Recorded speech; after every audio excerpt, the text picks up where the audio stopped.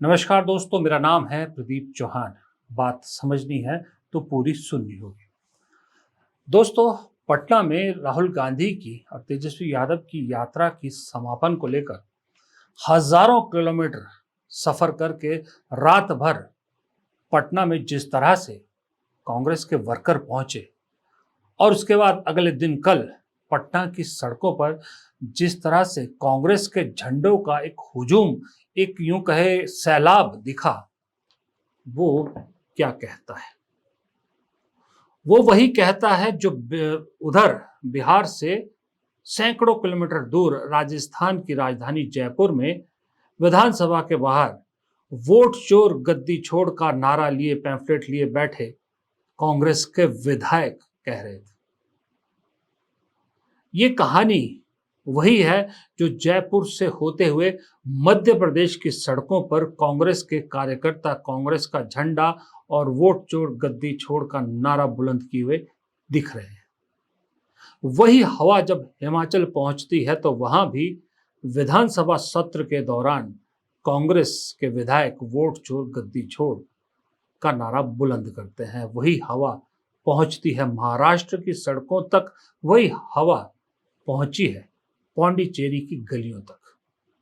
ये सारी कहानी मैं इसलिए गिना रहा हूं कि ये सारी कहानी दरअसल, ये सारे विजुअल दरअसल एक कहानी बता रही है। वो कहानी ये है कि राहुल गांधी ने ये जो वोटर अधिकार यात्रा शुरू की और इसके जरिए जो इस देश में एक जागृति पैदा की कि किस तरह से वोट की हेराफेरी की जा रही, इसने इस देश की जनता को तो जगाया हो या ना हो ये बात की बात है, लेकिन घर बैठ चुके, देश के अलग अलग कोनों में घर बैठ चुके कांग्रेस के उन कार्यकर्ताओं के हाथ में झंडा और डंडा दे दिया जो थक हार के मायूस होकर बैठ गए थे।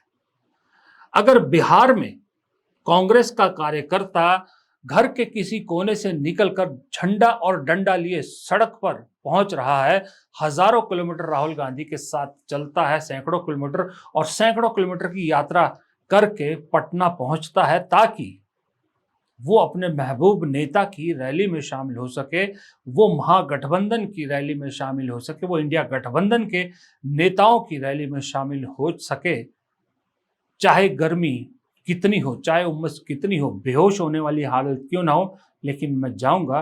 तो ये बताता है कि एक यात्रा क्या कुछ कर सकती है। वैसे भी इस देश का इतिहास रहा है कि जिस जिस नेता ने यात्रा की है उस नेता को हमेशा उस यात्रा से फायदा ही हुआ है। अब तक इस देश में मेरे ख्याल सबसे ज्यादा यात्रा करने वाले लाल कृष्ण आडवाणी हुए होंगे, जिन्होंने शायद 6 यात्राएं की। उसके बाद राहुल गांधी है जो अब तक 3 यात्राएं कर चुके हैं, लेकिन राहुल गांधी लाल कृष्ण आडवाणी से यात्राओं के मामले में कहीं मीलों आगे इसलिए हो जाते हैं कि राहुल गांधी ने वो यात्रा की जिसमें देश एक कोने से दूसरे कोने तक पैदल ना पा, वो ना उससे पहले किसी नेता ने हिम्मत की थी और ना उसके बाद कोई नेता कर पाएगा, मुझे लगता है। तो इसलिए राहुल गांधी की इन यात्राओं ने जहां बीजेपी 400 पार के सपने को मिटाते हुए 240 पे पटक दिया, वहीं पर किसी जमाने में मोदी के सामने कौन सवाल पूछने वाले लोग आज ये कह रहे हैं कि मोदी को राहुल गांधी हरा सकता है। ये राहुल गांधी की यात्रा ने और राहुल गांधी के उठाए मुद्दे ने बदलाव किया है।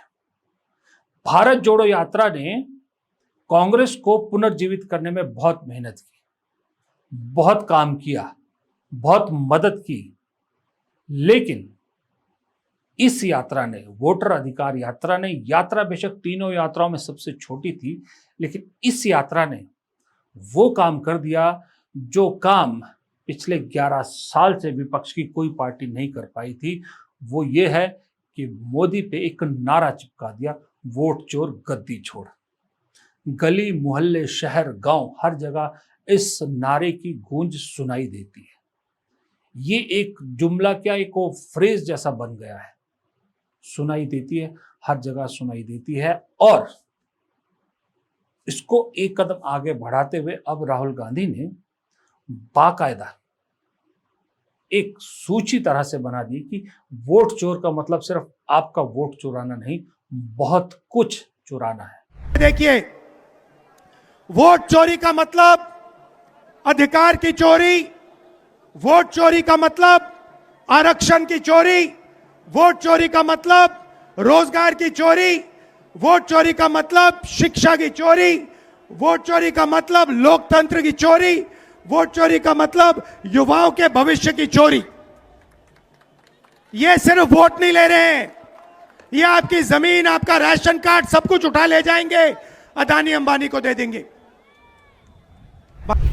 राहुल गांधी की ये यात्रा कितनी कामयाब हुई है, इसका अंदाजा आप इस चीज से लगा सकते हैं कि ममता बनर्जी को भी ये बात समझ में आ गई है कि इस वक्त अगर देश में मोदी का कोई मुकाबला कर सकता है, बीजेपी के तंत्र का कोई मुकाबला कर सकता है, तो उस शख्स का नाम है राहुल गांधी। और बेहतर है कि उसके पीछे खड़ा होया जाए या उसके पीछे उसकी कतार में शामिल होया जाए। वो ममता बनर्जी जो कुछ महीने पहले इंडिया गठबंधन की कमान चाहती थी, वो ममता बनर्जी जिन्होंने पश्चिम बंगाल में कांग्रेस के साथ या इंडिया गठबंधन में सीट शेयरिंग से मना कर दिया था, आज खुद तो नहीं गई राहुल की समापन यात्रा के समापन में, लेकिन अपने प्रतिनिधि यूसुफ पठान जो पूर्व क्रिकेटर और सांसद हैं, उन्हें और एक और सांसद को भेजा। एक बात साफ है कि ममता बनर्जी को तो ये बात समझ में आ गई है, जो मैंने पहले कहा कि मुकाबला सिर्फ और सिर्फ राहुल गांधी कर सकते हैं। उद्धव ठाकरे, स्टालिन, शरद पवार, हेमंत सोरेन, ये सबको पहले से मालूम था। अब मुझे ऐसा लगता है कि इस देश में विपक्ष के रूप में एक ही ऐसे इंसान है जिन्हें ये चीज अभी शायद समझ में नहीं आ रही, या समझ में आ भी रही हो, मान नहीं रहे, लेकिन बहुत जल्द उस शख्स को भी मानना पड़ेगा। उस शख्स का नाम है अरविंद केजरीवाल। अरविंद केजरीवाल ने बीच में एक दिन कोशिश की कि किसी तरह से कांग्रेस को कमतर किया जाए, जब उन्होंने सवाल उठाए कि हमें गिरफ्तार कर लिया, हमारे 5 नेताओं को गिरफ्तार किया, गांधी परिवार को गिरफ्तार क्यों नहीं किया गया। लेकिन वो हवाई बात वहीं फुस हो गई। कोई उस बात को उठाने वाला, उस बात को तवज्जो देने वाला नहीं मिला। अगर ममता बनर्जी ये समझ गई हैं कि राहुल गांधी के पीछे खड़ा होना मजबूरी है, तो अरविंद केजरीवाल की मेरे हिसाब से ममता बनर्जी के सामने कोई औकात नहीं है।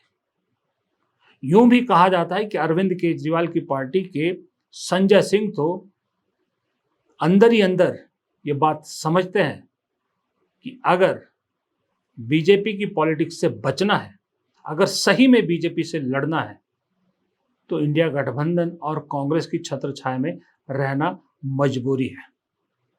क्योंकि जिसने पिछले 1-2 साल में, 3 साल में विपक्ष से अलग होकर कुछ करने की कोशिश की या विपक्ष छोड़ के पाला पलटा है, उसका सत्यानाश ही हुआ है। विश्वास न हो तो दुष्यंत चौटाला से जाके पूछ लीजिए। और जो अभी मजबूरी में या लालच में मोदी जी के साथ है, उनका क्या हाल हो रहा है, तो ये जयंत चौधरी से पूछ लीजिए या नीतीश कुमार से पूछ लीजिए।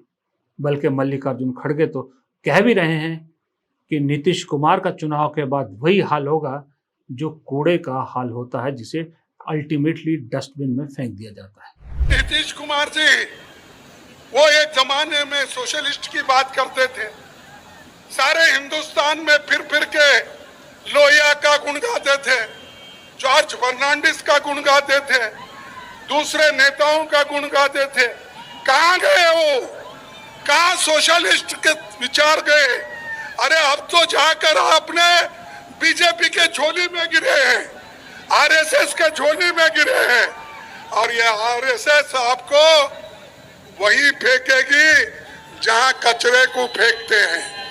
तो भाई, आपने नोटिस किया होगा राहुल गांधी की इस यात्रा के दौरान एक चीज और अहम हुई थी। बहुत सारी जगह पर ओवैसी की पार्टी के लोग भी उनकी पार्टी के बैनर पोस्टर लेके इस यात्रा में शामिल हुए थे या इस यात्रा को देखने के लिए सड़कों पर खड़े थे। बहुत सी जगह पे आपने देखा होगा कि उनके समर्थक मीडिया से बात करते हुए या कहीं भी ये कांग्रेस के नेताओं को, आरजेडी के नेताओं को बोल रहे थे कि आप ओवैसी को क्यों नहीं शामिल कर रहे, उन्हें भी शामिल कीजिए, उन्हें इंडिया गठबंधन में और महागठबंधन में ले लीजिए। तो ओवैसी खुद आतुर हैं यहां शामिल होने के लिए। तो ऐसे में अगर नजर दौड़ा के देखो तो बचते हैं सिर्फ और सिर्फ अरविंद केजरीवाल। अरविंद केजरीवाल बाहर ज्यादा दिन सरवाइव नहीं कर पाएंगे। उनके लिए मेरे ख्याल अभी प्रायोरिटी पंजाब चुनाव है, लेकिन पंजाब चुनाव में अगर एक बार उनको हार मिल गई तो फिर पॉलिटिकल सर्वाइवल उनके लिए मुश्किल हो जाएगा। इसलिए बेहतर है कि वो अभी से वापस इंडिया गठबंधन के साथ खड़े हो जाएं, तभी वो भी और उनकी राजनीति भी बच पाएगी। और अगर ऐसा हुआ तो सोचिए, ये भारत के इतिहास में पहली बार होगा कि जहां प्योरली दो गठबंधनों के बीच में लड़ाई होगी। गठबंधन मतलब उधर तो नाम का गठबंधन है, उधर तो सिर्फ और सिर्फ डर से की वजह से लोग खड़े हैं साथ में, है तो बीजेपी ही सारा, लेकिन इधर सही में एक गठबंधन की ताकत देखने को मिलेगी। और सत्ताधारी पार्टियों को, जो सत्ता में होता है दल, उसे शायद अब तक ऐसा मुकाबला भारत के इतिहास में तो देखने को नहीं मिला होगा। फिलहाल इस वीडियो में इतना ही। उम्मीद करता हूँ आपको वीडियो पसंद आएगा। पसंद आए तो मेरे चैनल को, मेरे वीडियो को लाइक ज़रूर कीजिएगा, चैनल को सब्सक्राइब कीजिएगा, कमेंट बॉक्स में राय देना मत भूलिएगा। और जाते जाते एक छोटी सी गुजारिश और है कि अगर आपके पास वक्त कम है, आपको रील देखने का या खबरों के छोटे रूप को देखने का शौक है, यानी कटिंग चाय के साथ कटिंग खबरों का मजा लेना चाहते हैं, तो हमारे नए चैनल खबरहाट क्लिप्स को सब्सक्राइब करना ना भूलिएगा। ज़रूर इस चैनल को सब्सक्राइब कीजिएगा। आपसे वादा है, गारंटी है कि आपको ज़रूर मज़ा आएगा। नमस्कार।